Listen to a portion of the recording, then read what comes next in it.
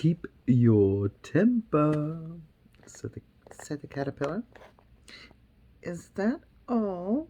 Said Alice, swallowing down her anger as well as she could. No, said the caterpillar. Alice thought she might as well wait, and as she had nothing else to do, perhaps, and perhaps after all, it might tell her something worth hearing.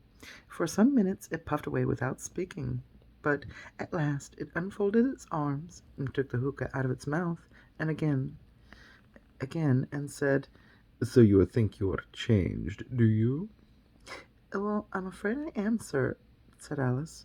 "Well, I can't remember things as I used to, and, well, I don't seem to keep the same size for 10 minutes altogether." "Well, can't remember what things?" said the caterpillar. "Well, I've tried to say how does the busy little bee, but it came out different," Alice replied in a very melancholy voice. "Repeat, your old Father William," said the caterpillar. Alice folded her hands and began. "You are old Father William," the young man said, "and your hair has become very white, and yet you incessantly stand on your head. Do you think at your age it is right?" "In my youth," said Father William, replied to his son, "I fear it might injure the brain, but now that I am perfectly sure I have none, I do it again and again." "You are old," said the youth, "as I mentioned before, and have grown most uncommonly fat, yet you turn back somersault in at the door. Pray, what is the reason for that?"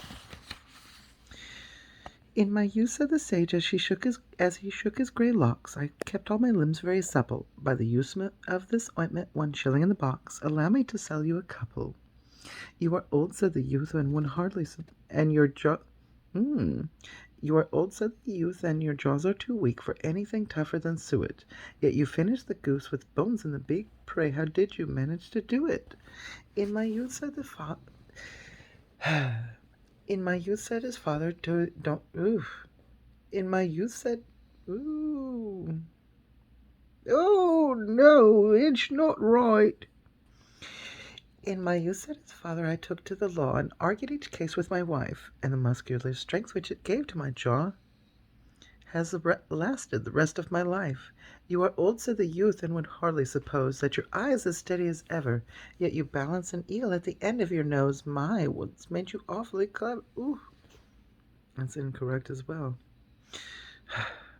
"Yet you balance an eel at the end of your nose. Why do I keep trying to start with an M sound?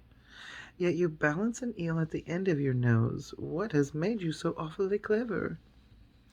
"I have answered 3 questions, and that is enough," said his father. "Don't give yourself airs. Do you think I can listen all day to such stuff? Be off, or I'll kick you downstairs." I'm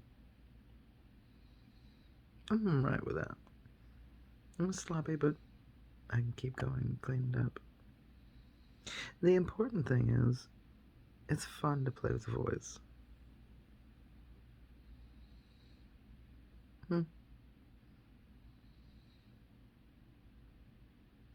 Anyway, it is always a joy to read. Happy to do it.